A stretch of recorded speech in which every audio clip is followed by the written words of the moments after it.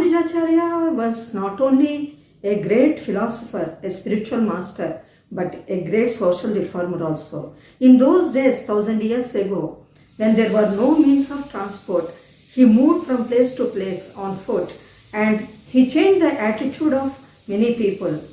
And some caste of some people are considered as untouchables and all. And he had eradicated all sorts of feelings. He even bridged the gap between Muslims and Hindus.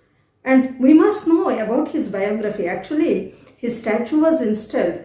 Four statues were installed when he was alive, but nobody was aware of it. When he was alive, at his birthplace, one statue was installed, and at Melkote, another statue was installed, and in Tirumala, there was another statue, and he himself, his material body, was also there in Srirangam. But many people did not know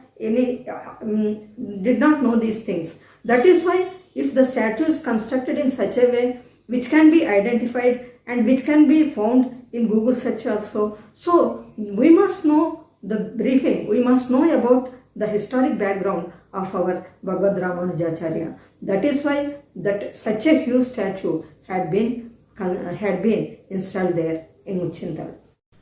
We all learnt that Ramanujacharya was born 1000 years ago to upper caste community, upper caste in the sense Vaishnava's family.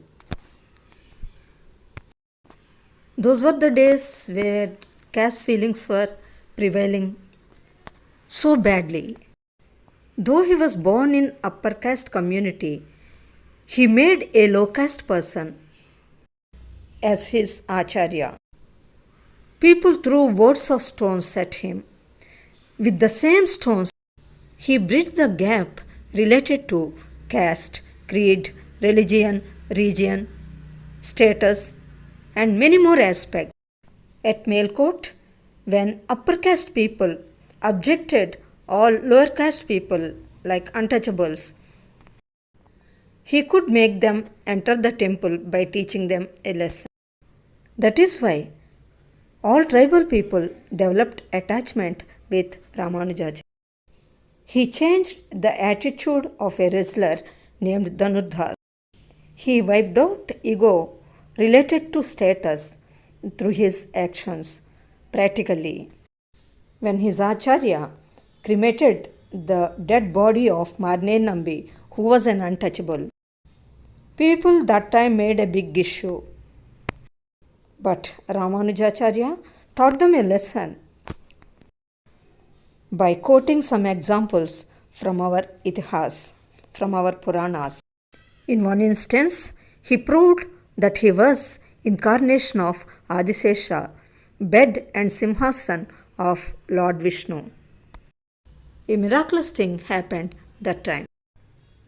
When thousands of Jains asked him several questions, he answered them at a time behind the curtains.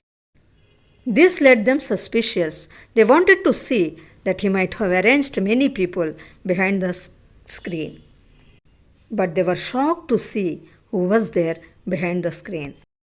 They found 1,000 hooded Adisesha, whom we call as Adisesha, answered their questions. Then they realized he was not an ordinary human being, he was messenger of God.